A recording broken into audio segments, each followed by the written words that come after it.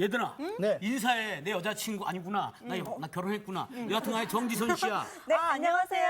네, 저 안녕하세요. 방송인 정지선입니다. 네, 잘 부탁드립니다. 아나운서야, 아나운서. 이름이 정지선이야. 너는 이름이 그러면 정규직이야? 너 왜 이름 갖고 10이야? 맞아, 야, 정규야. 너 범칙금이 뭐 8만 원이야? 너 왜 정수 안 그러니, 지키면. 너도 또. 아유, 아니, 비정규직이거든요. 비정규직? 공부해, 공부 그럼 빨리. 정지선 이름이 뭐야? 뭐 멈춰야 돼? 뭐 어떻게 해야 돼? 웃기잖아. 웃긴 거. 웃기지 마. 좀 쳤어. 정지선이래요. 정지선. 정지선. 정규직 어떻게 하면 좋아요? 그만해. 아, 8만 원이야. 정지선 안 선생님 자꾸 시비 걸어요, 오늘 친구들의. 저 뭐야 새로 전학 온 학생한테 그렇게 함부로 하면 안 되죠. 그죠? 아니, 친해지려고. 아 그런 거예요? 네, 그럼요. 정지선. 시비 건 거 원래- 아니죠? 아, 그럼요. 아니 정지선은 생명선이라며. 네. 그렇죠. 얼마나 좋아요. 감사합니다. 긍정적인 목사님 역시 해서. 생명을 살리시는 선생님이죠. 아, 그래. 아, 근데 보면은 사람들이 언제나 새로운 사람을 보면은 그 사람을 따뜻하게 맞아주기보다는 특징을 파악하고 그렇게 해서 지배 관계를 먼저 만드는 일에 익숙해요. 사람들 예. 계급 관계를 이렇게 만들죠. 여러분 이게 인간의 언어 생활에서 이런 경우가 아주 대단히 많이 있습니다. 특히 우리나라 같은 경우에는 건강한 의미의 개인주의가 발전을 좀 못한 것 같아요. 그러니까 우리는 어느 곳에 가든지 조직의 쓴맛을 좀 보여주고 싶어하는 사람들이 맞아요. 있죠. 그래요. 그런 그러네요. 거에 그렇죠. 있습니다. 역시 서열이 중요하니까. 서열 만들죠. 특히 남자들의 세계는 패킹 오더, 그 조류들이 뭔가를 쪼아 먹을 때 네. 순서를 지켜야 하는 거죠. 수탉들이 암탉들 막 몰아내고 네. 자기가 먼저 쪼아 먹잖아요. 네. 이게 이제 그 쪼는 순서예요. 그걸 정하는 거죠. 남자들이 특히 그 패킹 오더 짜는 일에 굉장히 민감합니다. 그래서 사람들 만나면 남자들은 금방 친해지지를 못해요. 계급 관계가 확정될 때까지는. 그렇죠. 내가 상훈 씨 처음 만났으면은 먼저 가늠해 보는 거지. 아, 저분 보니까 나보다 나이가 어리구나. 그럼 일단 이렇게 까로. 깔어 이렇게. 그렇군요. 근데 나 깔지는 않아 사실은. 근데 저는 일단 저도 사람 만나면 이 사람이 나보다 몸무게 작구나. 몸무게로 깔아뭉개죠? 그렇지. 몸무게로 예. 그것도 새로운 척도네. 네. 아무튼 뭐 그 나이 가지고 따지기도 하고 학번 따지고 뭐 또 군번 따지고 심지어 그렇죠. 이렇게 가지고 따지고 서열의 순서가 확정돼서 서열에 맞는 역할을 하기 시작하죠. 그러면 여기에서는 비논리가 사람들을 사로잡기 시작합니다. 그렇죠. 이 세상에는 모든 것이 논리와 감성으로 이루어져 있다고 본다면 논리 그리고 어떤 설득할 수 있는 힘은 이성에 속한다고 얘기할 수 있겠죠. 그러니까 내 얘기는 이성적이고 논리적이에요. 그러나 사람들이 나를 받아들이지 않을 때가 많이 있습니다. 무엇 때문에 그러죠? 이 사람 말하는 태도가 왜 이래? 그렇죠? 사람들은 논리적이냐, 그것이 합당한 얘기냐, 여기보다는 뭐에 더 많이 반응하냐면 저 사람의 태도에 더 많이 반응할 때가 있습니다. 그렇죠? 네. 왜냐하면 수용은 감성에 속하기 때문에 그래요. 그러니까 저 사람 말은 다 맞아. 그런데 왠지 싫어. 이렇게 이제 얘기하는 그런 거 있어. 딱 있어. 그런 거 있죠. 말은 우리 다 살다 옳은데 보면. 왠지 싫어. 오늘 수업 욥기 7강 낯익은 하나님 낯선 하나님. 어쨌든 이게 내용과 그리고 수용의 문제는 전혀 다른 층위로 돼 있더라 하는 얘기죠. 그러니까 사람들 우리 살면서 참 고단함을 느낄 때가 뭐냐면 내가 너무 심적으로 무너져 가지고 힘들어서 정말 평상시에 할 수 없었던 이야기들 막 털어내기 시작할 때 사람들은 나의 아픔을 헤아리기보단 저 사람이 저렇게 얘기하는 데는 뭔가 아픔이 있기 때문일 거야. 이렇게 보기보다는 쟤 왜 저래? 말투가 저게 뭐야? 이렇게 이제 가잖아요. 맞아요. 그런데 여러분 오늘 우리가 함께 보려고 하는 그 욥기 8장의 이야기가 바로 그 대목이라고 볼 수 있습니다. 욥의 세 친구 가운데 엘리바스와 욥이 나눴던 이야기를 지난 시간에 우리가 살펴봤는데 네. 오늘은 그 두 번째 친구인 빌닷이라고 하는 친구가 욥을 책망하는 이야기를 우리가 읽으려고 합니다. 그런데 이 빌닷도 여러분 우리가 빌닷은 본래 나쁜 사람 이렇게 가면 안 되죠. 처음에 우리가 했던 얘기 기억나죠? 네. 친구가 고통을 겪는다는 이야기를 들었을 때 이 친구들은 불원천리하고 찾아옵니다. 네. 그리고 고통당하고 있는 친구를 보면 너무나 기가 막혀가지고 한 말도 하지 않고 일주일 동안을 땅바닥에 함께 앉아서 슬퍼하잖아요. 이게 얼마나 대단한 우정입니까? 그렇죠? 그런데 지금 빌닷은 마음이 좀 무너졌어요. 왜냐하면 욥이 하나님을 원망하는 것처럼 보였기 때문에 그렇습니다. 자기가 태어난 날을 원망하고 무고한 자기에게 고통을 주고 있는 하나님에 대해서 너무 속상해하고 있는 것처럼 보였어요. 빌닷이 보기에 그랬다는 얘기죠. 실제로 욥은 뭐라고 얘기하냐면 하나님 앞에 7장에서 그럽니다. 하나님, 왜 나를 감시하십니까? 하나님, 나만 보고 계세요, 지금? 세상에 너무나 많은 사람들이 있는데 마치 나만 노려보시다가 내게 고통을 주시는 것처럼 느껴져요. 여러분, 우리가 고통을 겪을 때는 그 고통은 나만의 고통입니다, 어떻게 보면. 누구도 내 고통을 대신해 주지 못하거든요. 사람의 고통은요, 크기의 차이는 있지만 내가 겪는 고통은 가장 큰 고통이에요, 누구에게나. 그렇죠. 그러니까 내 마음이 무너졌을 때 욥이 그렇게 말할 수 있는 겁니다. 하나님, 나만 지금 쳐다보시는 겁니까? 나만 그렇게 잘못했어요? 그렇게 말할 수 있잖아요. 그리고 욥은 그러다가 결국 어떤 얘기도 하냐면 나는 사는 게 지겹습니다. 이젠 정말 살고 싶지 않아요. 얼마나 그렇게 힘들었으면. 얼마나 힘들었으면. 심지어는 더 나가서 뭐라고도 얘기하냐면 나를 좀 가만 내버려 두시면 안 되겠습니까? 그렇죠? 욥이 하고 있는 이런 탄식, 고통스러운 이 이야기를 빌닷은 차마 받아들일 수가 없다고 말하는 겁니다. 야, 내가 듣자 하니 정말 가관이구나. 하나님 앞에 감히 이렇게 얘기하는 거예요. 여러분, 이게 참 중요합니다. 권위주의에 물든 사람들, 아까 우리가 첫머리에 이야기를 했지만 권위주의에 물든 사람들일수록 어떤 내용에서 밀릴 때 항상 이 초점을 피해가기 위해서 얼른 도망가는 게 뭐냐면 내가 감히 내게 이렇게 말함으로 초점 비켜가기를 합니다. 이거 우리 정치권에서도 많이 보는 겁니다. 그렇죠? 그러니까 논쟁을 통해 진리가 드러나는 법은 별로 없어요. 우리 경험입니다. 그렇죠? 나한테 어떻게 그렇게 얘기할 수 있어? 그게 무슨 태도야? 이렇게 해서 어떤 분이 얘기한 적이 있어요. 논쟁을 통해 진리가 드러나는 법은 별로 없답니다.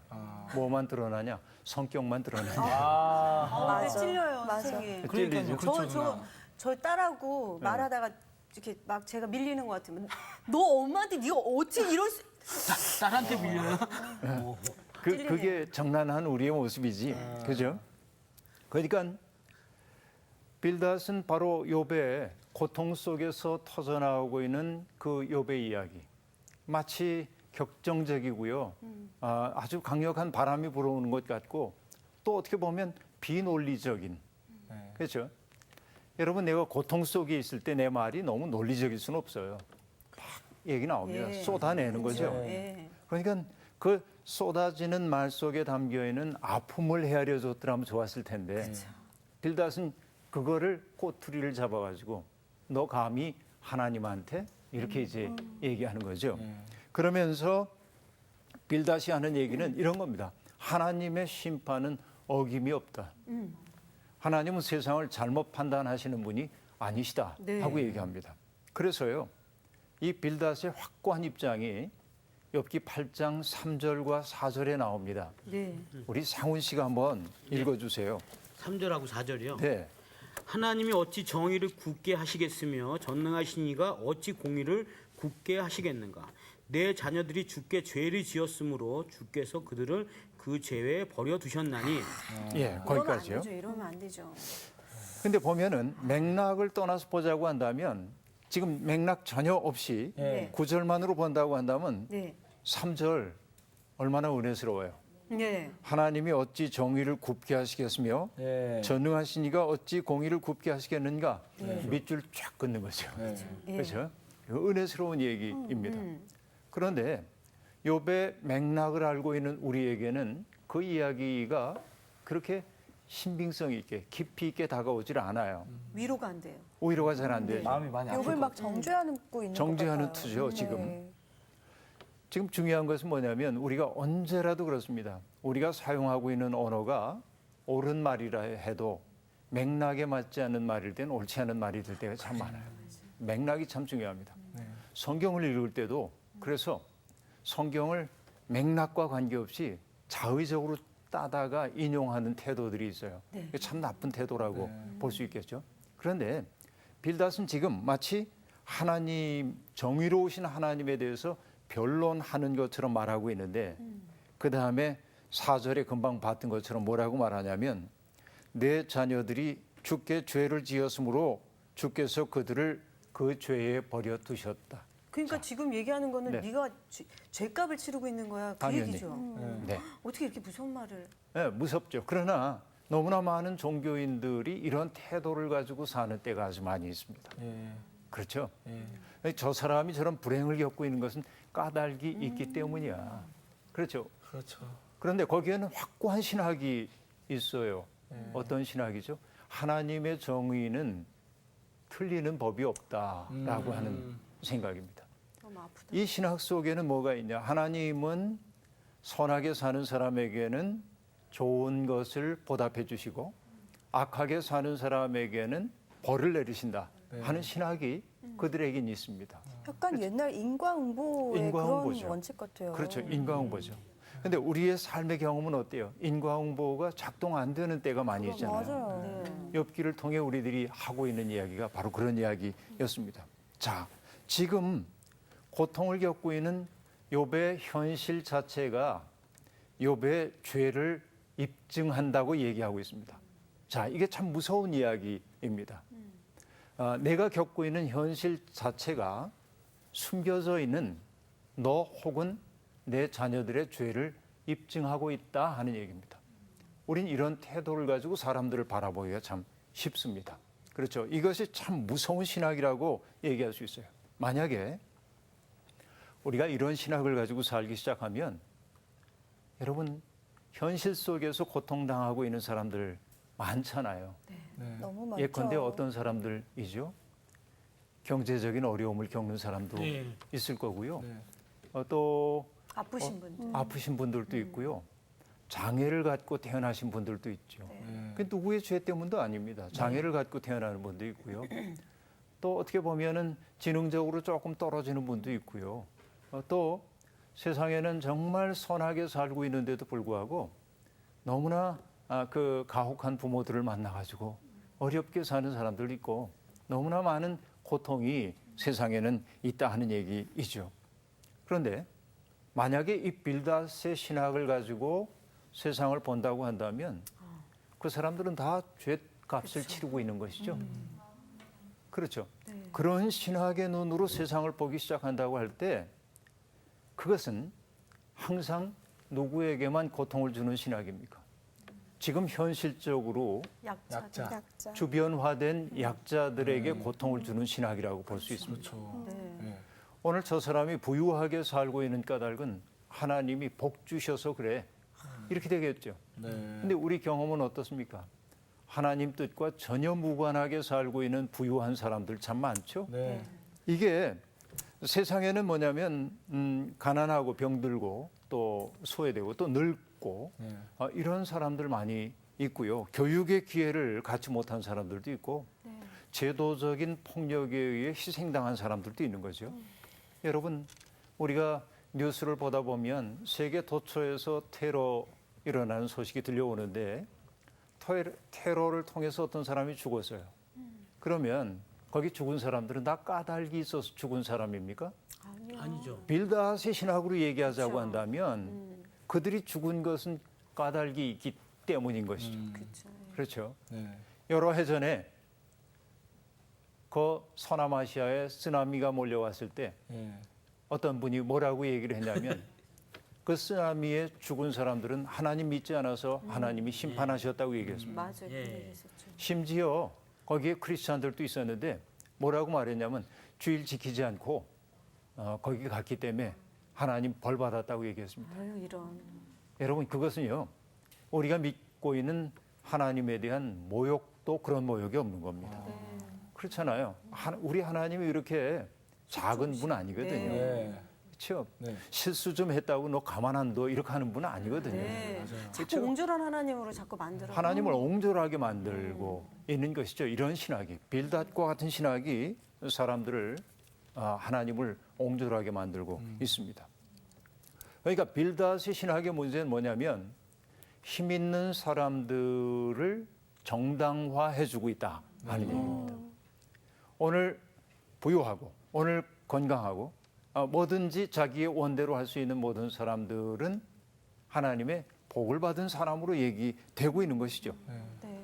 그러면 이런 신학이 지배하고 있는 세상에서 사람들은 어떻게 살려고 할까요? 수단 방법을 가르치지 잘 살려고 않고 하죠. 부유함을 획득해야 되고 그렇죠. 높은 자리에 올라가야 하고 네. 그렇죠. 치열한. 이게 어떤 세상이 되는 거예요? 치열한- 약육강식의 세상이 네. 되는 거죠. 그렇죠. 그런데 여러분 인간의 인간다움은 어떨 때 드러나나요? 뭐 물질적으로도 풍요하고 완전히 편안할 때 그 사람의 나오는 것 같아요. 사람 성격. 때문에. 치열할 때. 내가 얘기한 지금 인간의 인간됨이라고 하는 것은 본질적인 인간. 그렇지? 하나님의 형상대로 지음받은 인간의 그 본 모습이 잘 드러날 땐 언제겠냐 하는 질문이었어요. 그 질문이었군요. 네. 자, 이렇게 얘기하고 싶어요. 인간의 인간됨은 자기 자신을 초월할 때입니다. 그렇죠. 나라고 하는 마련되어 있는 나 있잖아요. 네. 내가 안전하게 살고 싶고 존경받고 싶고 내가 편안하게 살고 싶어요. 그런데 저 밖에 고통받고 있는 사람이 있을 때 나의 편안한 자리를 버려두고 그의 자리로 갔을 때 인간은 인간답다 하는 얘기죠. 예루살렘에서 여리고로 내려가다가 강도 만난 사람이 있었습니다. 네. 사마리아 사람이 자비를 베풀었습니다. 그 까닭은 뭐였죠? 거기 가가지고 그 사람을 그 앞에 멈추어 섰고 그 사람의 몸에 손을 댔고 그리고 그를 돌보아서 나귀에 태워서 여관까지 데리고 옵니다. 네. 그런데요, 여기 중요한 것은 그 강도 만난 사람 곁을 지나갔던 다른 사람들도 있죠. 네. 제사장. 네, 제사장, 지나갔죠. 레위인 네. 이 사람들이 지나갔습니다. 네. 그런데 보고도 못 본 척하고 지나갔습니다. 네. 종교인들이에요, 이 사람들이. 네. 보고도 못 본 척하고 지나갔습니다. 이유가 있겠죠. 뭐냐면 이미 죽은 줄 알 수도 있습니다. 시체와 접촉하는 순간 내가 그죠. 불결해진다고 생각하기 때문에 지나갔을 수 있습니다. 우리 좋게 얘기해서 그런 거고 네. 그들의 마음속에 내심의 동기는 뭐였을까요? 없어요. 귀찮아. 귀찮아서. 귀찮아서. 두려움도 있었을 것 같아요. 아 예. 혹시 강도가 매복해 있다 나까지. 아까 그 사람이 강도일까? 아 그럴 수도 그렇죠. 있죠. 예. 그렇죠. 알 수 없잖아요. 네. 그런데 어느 목사님이 이렇게 얘기했습니다. 제사장 레위인과 사마리아 사람의 차이를 이렇게 얘기했어요. 제사장과 레위인은 저 사람을 돕다가 내게 무슨 일이 일어날는지 모른다. 이렇게 생각한 겁니다. 네. 그러니까 그의 사고의 중심에 누가 있어요? 나입니다. 나를 그렇죠. 지키는 게 중요해요. 네, 네. 그런데 사마리아 사람은 어떻게 사고를 했냐면 내가 저 사람을 모른 채 하고 지나치면 저 사람은 어떻게 될는지 모른다. 아 저는 그런 경험이 한 번 있어요. 아 그래요? 추운 겨울에 제가 이제 길을 걸어가는데 새벽 1시쯤 어떤 아저씨가 이제 쓰러져 계신 거예요. 난 또 강도로 당한 줄 알았어요. 아 제가요? 예, 예. 그래가지고 막 깨웠는데 안 일어나시는 거예요. 어. 결국 이제 경찰서에 신고를 했죠. 아. 이제 계속 가려고 하는데 누가 저를 부르는 것 같은 거예요. 네. 정비가 그래가지고 전화를 했죠. 한 30분 이제 기다려서 그분 결국 이제 경찰서로 옮겨드렸는데 아. 그 뒤부터는 또 이제 술 취하신 쓰러져 계신 분들만 보이더라고 눈에. 아하. 그래서 하루에 한 3명까지 신고해 본 적이 있어요. 그래도 착하네요, 정규 씨. 경찰 아저씨가 아니, 오늘 3번이나 본다고 계속 본다고. 네. 근데 요즘에는 길에 사람들이 이렇게 쓰러져 있어도 그냥 못 본 척하고 지나가는 사람들 못 되게 본 채 하죠. 많거든요. 네. 그러니까 어떤 일에 연루돼서 내가 불편하게 될까 봐 사람들 그러죠. 그러니까 이런 세상 어떤 고통받는 사람들이 있는데도 불구하고 그 사람 곁에 다가서지 않으려고 하는 세상 참 살벌한 세상이 되어버리고 말았죠. 여러분 인도의 아주 위대한 선교자 가운데 선다싱이라고 하는 분이 있습니다. 그분의 일화가 여러분 이야기 때문에 떠오르네요. 이분이 설산을 넘어가고 있는데 얼마나 추워요. 눈 덮인 산, 히말라야의 산을 넘고 있는데 가다 보니까 어떤 사람이 정말 쓰러져 있는 거예요. 지치고 추위에 지치고. 그런데 얼어 죽어가는 사람들이 포근한 꿈을 꾼대요. 그 꿈에서 깨어나기 싫어. 그런데 그 사람 살리기 위해서는 그 단꿈을 깨는 수밖에 없거든요. 맞습니다. 예. 근데 많은 사람들이 그 사람을 보고 그냥 지나쳤어요. 왜냐? 자기 한 몸도 넘어가기 어려운 거예요, 그 산을. 그렇죠? 춥기도 하고. 네. 그런데 선다스윙은 그분을 등에 업었어요. 죽을 수도 있죠. 그런데 결과적으로 뭐냐면 앞서간 사람들은 동상도 걸리고 죽은 사람도 있고 그래요. 악천 후에. 그런데 선다스윙은 멀쩡했어요. 왜? 업은 사람의 체온이 등을 따뜻하게 하고, 그렇죠? 이것이 그들을 살려냈던 거죠. 맞아요. 그렇죠? 세상은 이런 겁니다. 자, 인간의 인간다움은 언제 드러납니까? 하는 질문을 내가 던졌고 답으로 얘기했던 것이 뭐냐면 자기의 한계를 넘어설 때, 자기를 초월할 때 인간이 인간답다 하는 얘기를 했었죠. 그러니까 우리가 자기를 넘는 경험들을 자꾸만 해나가지 않으면 안 됩니다. 우리의 문화라고 하는 것은 항상 자기 속에 유폐된 채 살도록 합니다. 부모님들도 자식 교육시킬 때 그러죠. 너 절대 어떤 사람들 일에 참견하면 안 돼. 큰일 나. 이렇게 얘기합니다. 근데 아까 얘기한 대로 여리고로 내려가다가 강도 만난 사람의 이야기에서 자, 선한 사마리아 사람은 어떤 방식으로 사고를 했냐면 내가 저 사람을 돕지 않으면 그에게 어떤 일이 일어날는지 몰라. 그렇죠? 타자에게 관심의 초점이 가 있어요. 그런데 앞서 지나갔던 사람들에게는 그를 도왔다가는 내게 어떤 일이 생길는지 몰라요. 항상 자기를 우주의 중심에 놓고 사는 사람은 위험해. 인간다운 인간이라고 말하기는 어려워요. 네. 그렇죠? 이것이 성경이 우리에게 들려주고 있는 바라고 볼 수 있어요. 자,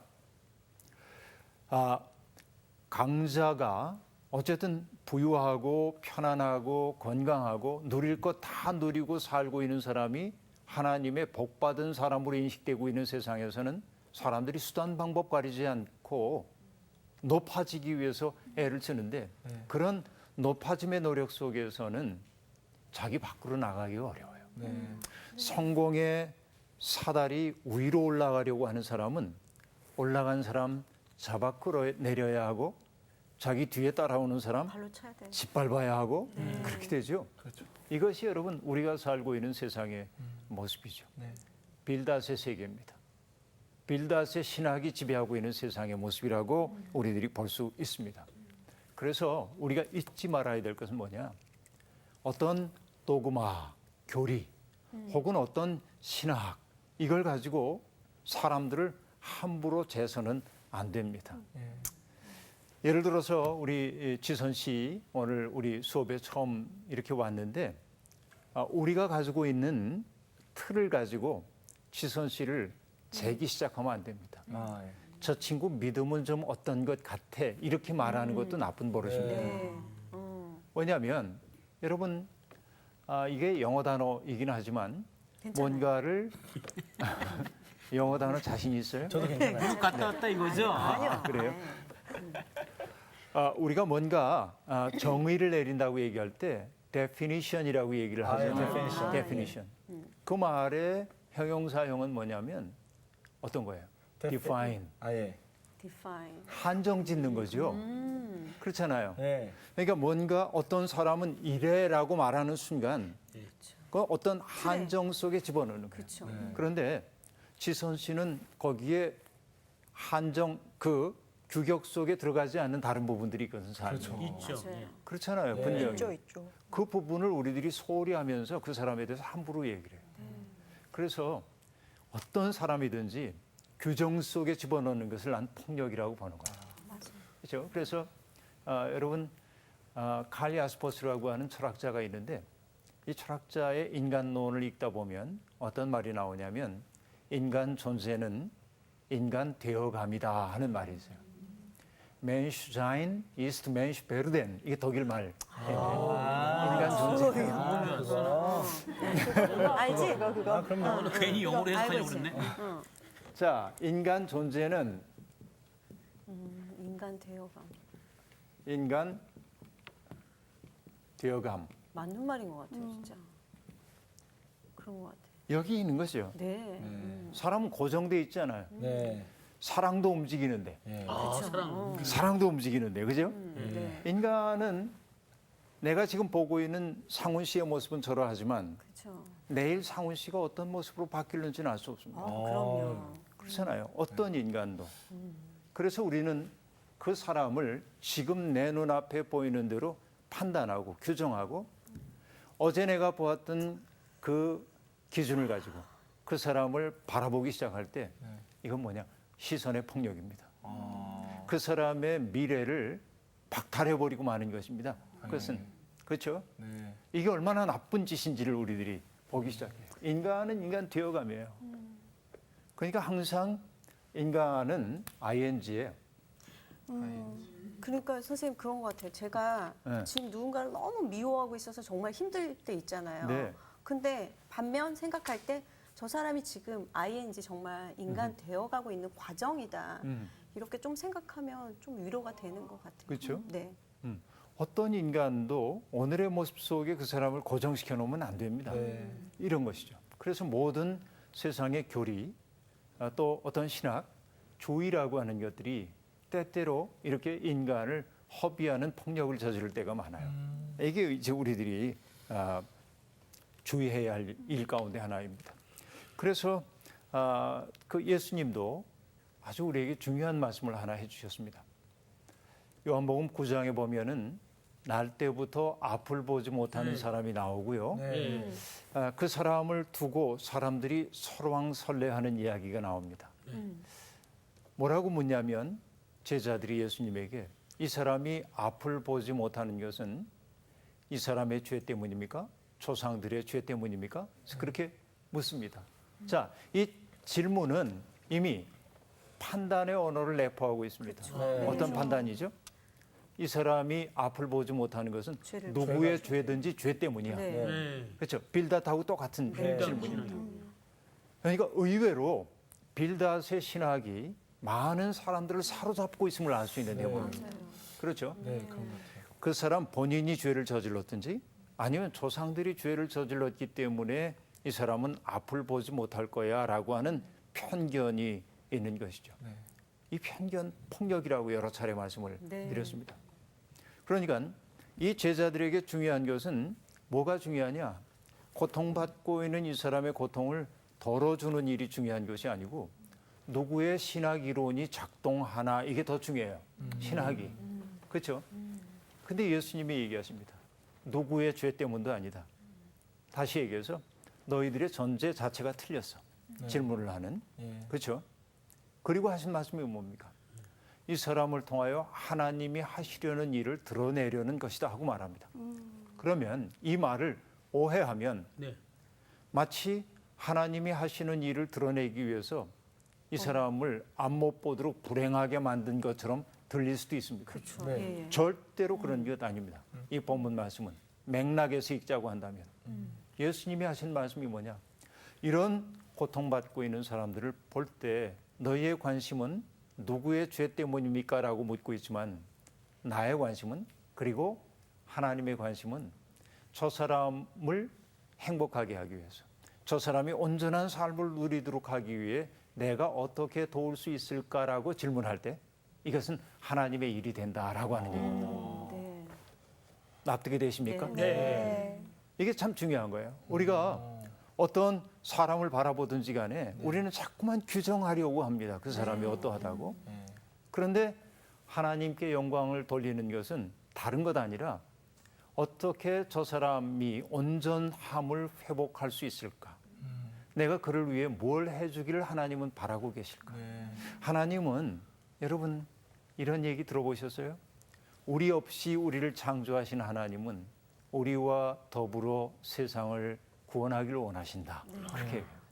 그러니까 세상에 고통과 어려움이 있다고 얘기할 때 그 고통과 어려움이 무엇 때문일까라고 묻기보다는 그 고통을 지우기 위해 애를 쓰는 바로 그 일을 통해 하나님의 현존하심을 드러낼 수 있는 것. 이것이 믿음의 삶이라고 얘기할 수 있겠죠. 그렇죠?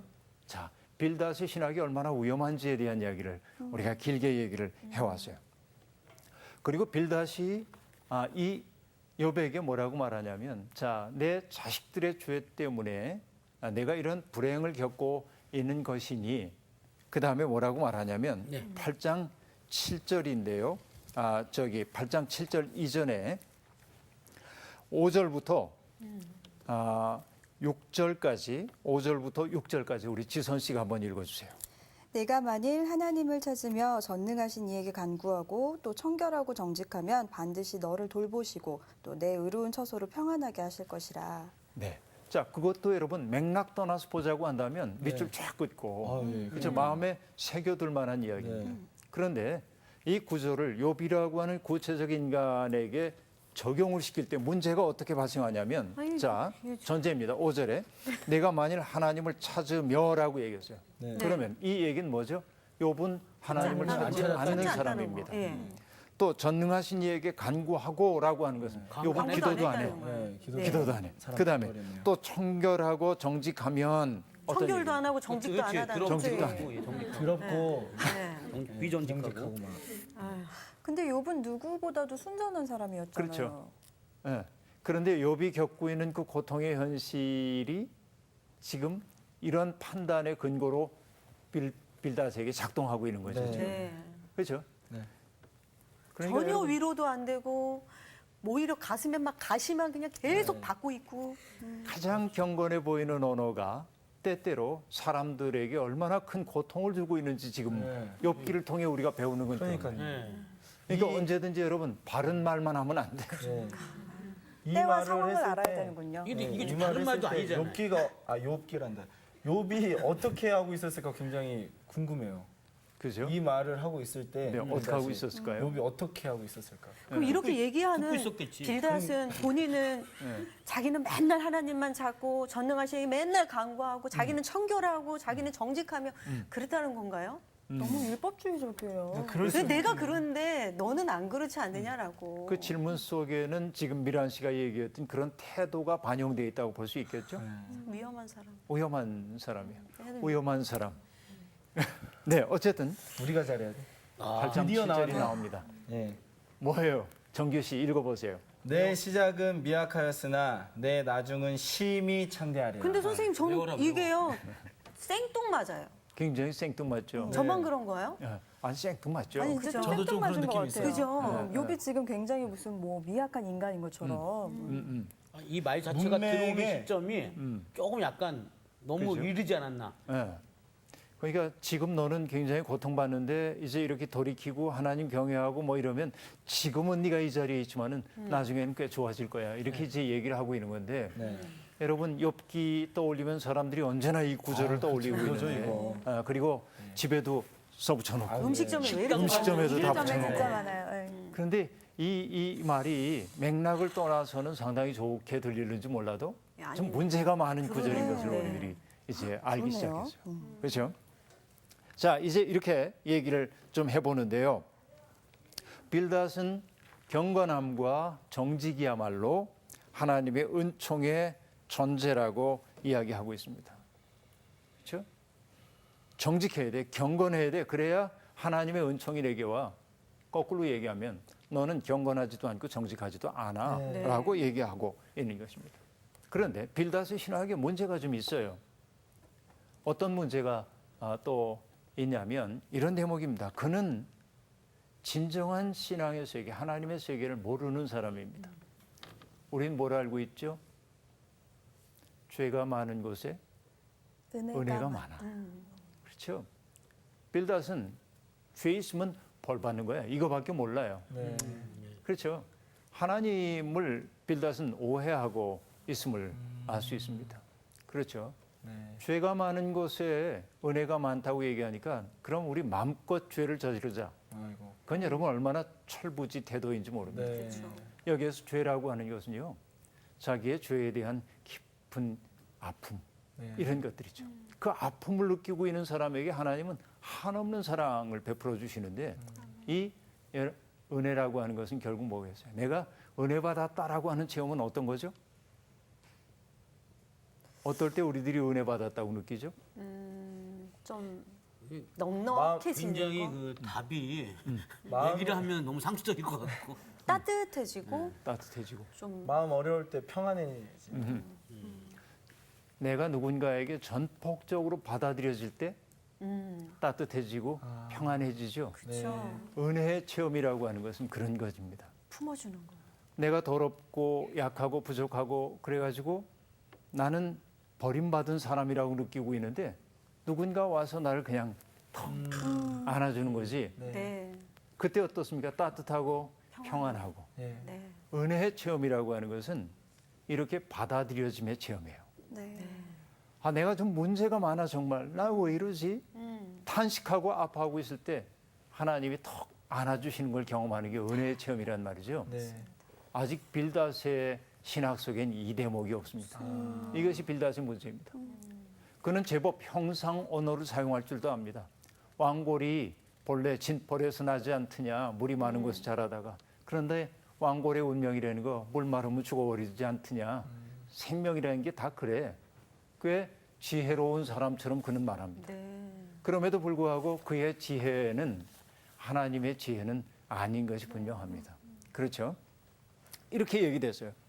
그러자 어쨌든 이 빌닷 얘기는 그 대목만 보더라도 충분히 다 알 수 있어요. 이후에는 주석이라고 볼 수 있겠죠.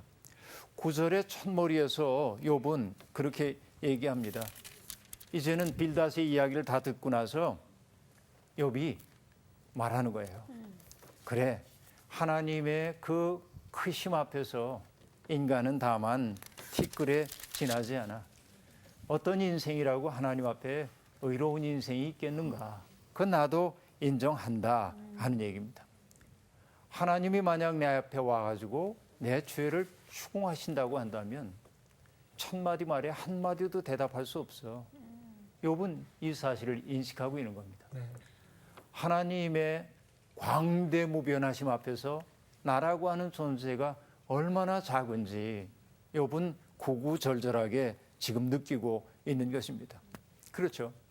하나님은 너무나 큰데 난 너무나 작아. 이 비대칭성 때문에 하나님과 인간이 논쟁할 수 없다고 욥은 이야기하고 있습니다. 그렇죠? 욥에게 있어서 하나님은 어떤 분입니까? 인간의 어떤 지혜로도 헤아릴 수 없는 일을 행하시는 분입니다. 네. 이전에 욥은 하나님에 대해서 다 알 것처럼 느껴졌습니다. 행복했었기 때문에. 늘. 그런데 고통을 겪고 나니까 낯익었던 그 하나님이 낯설어. 낯선 존재가 네. 된 겁니다. 여러분 때때로 그런 경험들이 있어요. 있죠? 그렇죠. 많아요. 많죠. 하나님뿐만 아닙니다. 내게 너무도 낯익었던 사람들이 낯설게 느껴질 때도 있습니다. 참 그래요. 거리도 그렇고. 그렇죠? 친한 것 뭡니까? 같은데 안 친해. 그 풍경이 바뀐 게 아니라 뭐가 바뀐 거죠? 본인 내 자신. 마음. 내 마음의 예, 예. 풍경이 맞아요. 달라진 거죠. 어. 욥은 바로 이런 경험 속에 지금 있는 것입니다. 9장 11절 한번 보실까요? 9장 11절 정규 씨가 한번 읽어주세요. 그가 내 앞으로 지나시사 내가 보지 못하며 그가 내 앞에서 움직이시나 내가 깨닫지 못하느니라. 자, 기가 막힌 고백입니다. 이전에는 하나님에 대해서는 내가 다 할 것처럼 느껴졌는데 네. 이제는 하나님이 내 앞을 지나가시지만 내가 보지도 못하고 내 앞에서 움직이시는데도 깨닫지 못해. 하나님이 갑자기 낯설어지기 시작한 겁니다. 하나님은 스스로를 드러내시기도 하지만 이렇게 낯설기도 합니다. 자, 이 속에서 발생되는 것이 무엇일까요? 경외심입니다. 하나님은 인간이 미치지 못할 곳에 계시구나. 이전에 욥에게 있어서 하나님은 경외심의 대상이기도 했지만 친밀했습니다. 네. 언제나 욥을 편들어 주시는 하나님처럼. 그러나 욥은 지금 어떤 하나님을 느끼고 있냐? 내가 이해할 수 없는 부분이 많은 하나님. 여러분 이것은 욥의 믿음의 전락이 아니라 욥이 깊어지고 있음을 보여주고 있습니다. 인간은 하나님에 대해서 다 알 수가 없는 존재이지요. 인간이 하나님 앞에서 할 수 있는 일은 너무 적습니다. 다만 그분의 은총을 비는 것뿐이죠. 그렇죠? 그래서 욥도 하나님의 은총을 빕니다. 사실은 그러나 이것은 욥의 신실한 신앙 고백이라기보다는 무력한 자의 탄식에 가까운 것처럼 보이기도 합니다. 그렇죠? 어쨌든 욥의 고통이 무엇인지 우리 조금 헤아려 봤습니다. 시간이 거의 다 된 것 같아요. 이제 우리 다음 시간에는 욥이 어떤 고민을 가지고 또 하나님 앞에 서는지 봐야 할 것 같습니다. 네. 오늘 수업 여기까지 하겠습니다. 감사합니다. 그러니까 욥도 비슷한 신앙을 갖고 있었다면 차라리 지금 무너져가지고 한 번 힘든 게 차라리 나서 다시 쌓는 게 낫다는 생각이 들어요. 그 말도 틀린 말은 아닌데 그 말을 욥이 또 들었으면 굉장히 그러려면? 대가시네요. 그러니까 이게 아픈 만큼 성숙해진다는 말이 맞아요. 그죠, 그죠. 맞아요. 우리 성숙해지자.